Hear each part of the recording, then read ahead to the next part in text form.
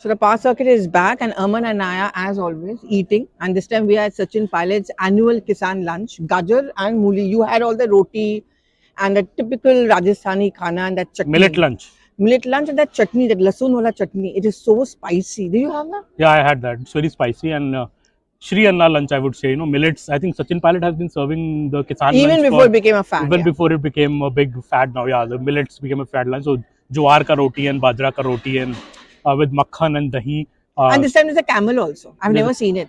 Is there a signal here in I'm what is going to happen in Rajasthan? When I asked Sachin this question, he says you go and have your food. You people are needlessly becoming a political journalist. So but who will climb the Rajasthan camel that's to power? a $1 million question. And Mr. Gehlot or Mr. Pilot? And Gehlot, unfortunately, is in the news for all the wrong reasons. Reading the wrong budget.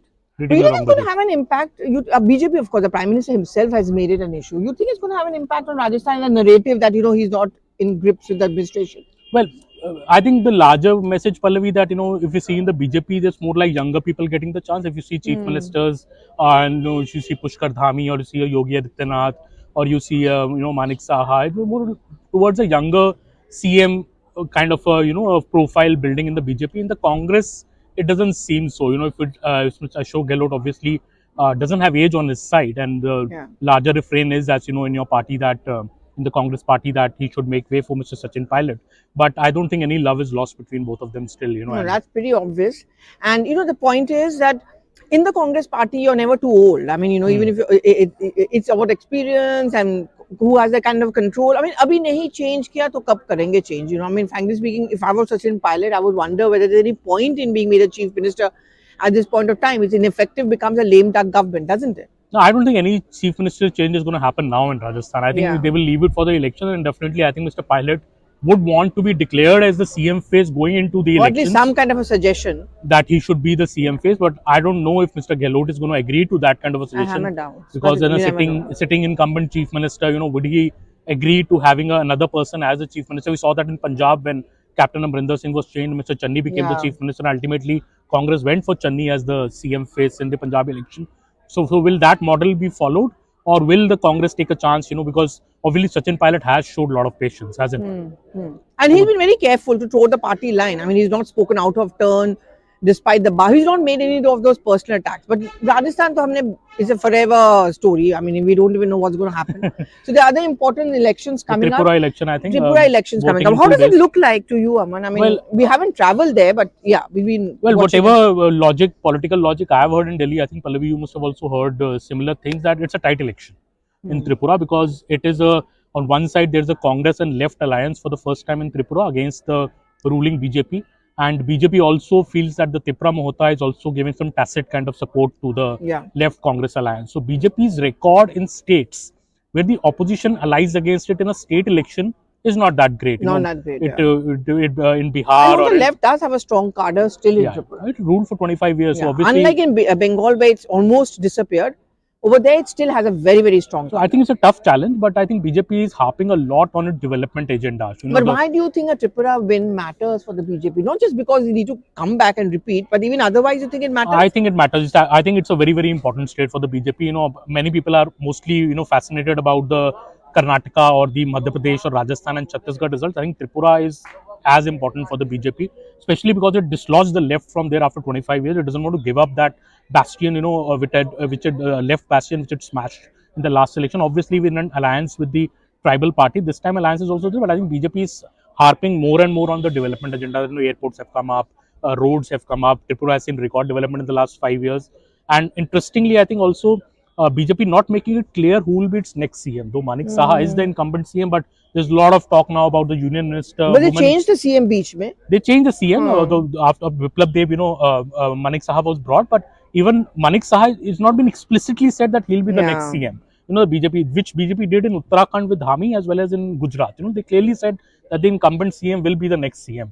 In Tripura, because obviously the tribal factor, I think, Pallavi, this time is very, very strong. So, would they want to keep that ambivalent so that, Pratima Bhaumek, a tribal face, the union minister who's contesting the election, or a woman face, she is also seen as a, contender. BJP can also have a woman chief minister, maybe in a northeastern state like Mamta. That will be a very strong message. That will be a very strong message ahead of 2024. So I think BJP is purposely keeping it a bit ambivalent, and let's see. I think it's a tight election, though I would give BJP an edge because they are in power and they've shown development. But when an alliance happens, a lot of things Pallavi change. The chemistry and the arithmetic, 1+1 in politics obviously is not two, but still, an alliance, if it happens, and Congress interestingly has swallowed its pride in Tripura, accepting very few seats.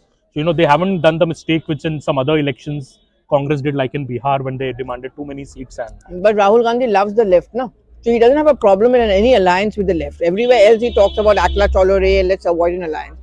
But we know his mentor is Sitaram Yechuri for that matter, and he loves the left. That's what they say. The Rahul Gandhi part of the Congress party is a very leftist NGO kind of a. yeah, so I think Congress swallowing its pride is another important. I think because the left has been given a lion's share of seats in Tripura. So is the left completely irrelevant now? Nationwide it may be irrelevant, but Tripura it means Tripura still becomes remains important strong. equally for the left, for the Congress, and if they manage to form the government over there, then also they reply to the TMC, because even today at the press conference, Jairam Ramesh seems to be suggesting that we are not surprised when the Trinamool Congress does not come on same page as other opposition parties, because we know where they are going. So that's also a point they want to prove, which brings us to the Amit Shah interview. That was what you were watching. Yeah, Amit He's chosen a day like today to make a very, very strong point. Yeah, and he's clearly said that we'll win. BJP will win Tripura and come back with a higher vote share as well as more number of Karnataka seats. also. Karnataka also, he seemed very confident about 2024. But Amit Shah said that there is no opposition, there is no challenge to the BJP. Very significant statement again coming from Amit Shah that they see and I must tell you that Pallavi, that privately BJP feels it will surpass its 2019 record in 2024. In Karnataka? In the Lok Sabha in Oh, Lok Sabha. 2024. Okay. They want to surpass their 19 record, and they want So to that's their plan. that's their plan, and I think that has been spelled out to all in the recent meetings of the BJP, be it the executive or be it the Council of Ministers meeting which Mr. Modi held. It was very clear that Mr. Modi has clearly told people that we need to go and work on the ground. We have done record number of schemes, we have given record number of benefits. You have to reach out to women, you have to reach out to SC, ST voters, and the budget also had a reflection of that, I think, in a big way. So BJP is aiming big for 2024, while whatever we saw in Parliament over the Adani issue, with Rahul Gandhi, making a very, I would say, a very passionate speech in Parliament. But PM also spoke very, very strongly in Rajya Sabha. And much of Rahul Gandhi's speech has been expunged. So, in a way, I think both sides have. If it was Rafale in 2019, it seemed this time I think Rahul isn't be backing on only Adani plank. I think that's going to be the but I don't know. I mean, as you wrote yourself, and I agree with you, Aman. I mean, how much is really going to work on the ground? I mean, a lot will depend on the upcoming state elections, but more than that, the moment you start attacking the Prime Minister and you call him corrupt, it doesn't always gel. So I don't know whether it's actually going to be a poll plank or election issue which can be successful for the Congress party. I mean, the jury is still out on that. Well, yeah, corruption, favoritism, these kind of. Actually, I think Rahul Gandhi is trying to stick some mud on the Prime Minister, to bring down his image in the eyes of the people. Sometimes, also it is a thing that, the narrative is that गरीब तो गरीब रह गया और अदानी इतने अमीर हो गए. That is the narrative Congress is trying to set. And also, I told you so. To turn the poor against Mr. Modi, but I don't know how much that will be successful because so many Congress ruled states are also in business with Adani, be it Rajasthan or be it Chhattisgarh or many opposition ruled states. And we saw pictures of Ashok Gehlot, special guest, Mr. Adani, then same with Mamata Banerjee. Exactly. So, everybody is in business with Adani, and I think the government now has gone to the Supreme Court and said that they are open for setting up a committee under the SC's monitoring. So, no JPC? I don't think because today we were told by Jairam Ramesh that they're not going to give up that demand. So when the parliament reconvenes on 13th of March, they're going to insist on the JPC. So you think the government I don't think the government is going to agree to a JPC. Yesterday Parliament answered to Manish Tiwari, also the Congress government, making it very clear that LIC's exposure less than 1%, even 5 public sector insurance companies, then exposure is just 0.114%. So the government saying there's no cause to worry. But obviously the Congress will keep on its demand because it is a rewind to 2014 when BJP used to demand the JPC in the 2G scam, and it happened, and the Congress wants to turn the tables. But clearly, I think the BJP is very clear that doesn't involve any public issue, and the public exposure of firms of the PSUs is not alarming to the Adani group. So I don't think a JPC is going to happen. The Parliament session has been wasted on that, but going ahead, I think the election of Tripura will be very, very closely watched. And very interesting to watch, despite the fact that not many people think it's going to be a very big election, but yeah, important elections to definitely watch out. Cool. We'll be here next week again. Thank you so much. I know he's going and dying to have that Gur and Amrud. Right? Amrud.